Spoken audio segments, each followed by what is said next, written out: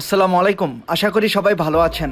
দর্শক, আজকে আরো একটি নতুন ভিডিওতে আপনাদেরকে স্বাগত জানাই। আজকে একটি গুরুত্বপূর্ণ বিষয়ে কথা বলবো। আপনি জানেন কি, বাংলাদেশ তুরস্কের বাজারে রপ্তানিতে এক নতুন ইতিহাস সৃষ্টি করেছে।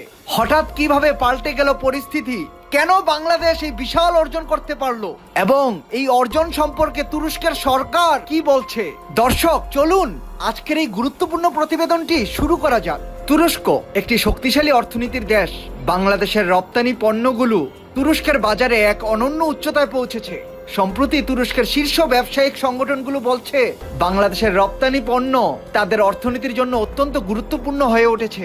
তুরস্কের বাজারে বাংলাদেশের যে সকল পণ্যগুলো বাজিমাত করলো সেগুলো হলো পাটজাত পণ্য, চামড়াজাত পণ্য, ইলেকট্রনিক্স এবং হালকা প্রকৌশলী সামগ্রী।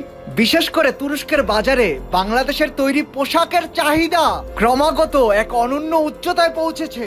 তুরস্কের বড় বড় শপিং মল, মার্কেটগুলোতে এখন মেড ইন বাংলাদেশি পণ্য দারুণ জনপ্রিয় হয়ে উঠেছে।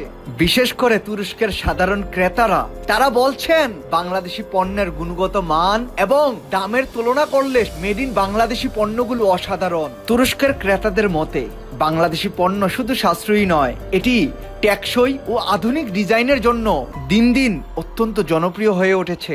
এই কারণে তুরস্কের বাজারে বাংলাদেশের রপ্তানি প্রতিনিয়ত তরতর করে বৃদ্ধি পাচ্ছে। একই সাথে আপনি জেনে অত্যন্ত খুশি হবেন, তুরস্কের সরকারের পক্ষ থেকে বলা হয়েছে বাংলাদেশের সাথে তুরস্কের বাণিজ্য সম্পর্ক ভবিষ্যতে একটি মজবুত ও শক্তিশালী সম্পর্কে স্বীকৃতি দেওয়া হবে। তুরস্কের অর্থমন্ত্রী সম্প্রতি একটি প্রেস কনফারেন্সে বলেছেন বাংলাদেশ একটি উদীয়মান অর্থনীতি। আমরা তাদের সাথে বাণিজ্য বাড়াতে অত্যন্ত আগ্রহী। তাদের পণ্যের গুণগত মান সত্যিই প্রশংসনীয়।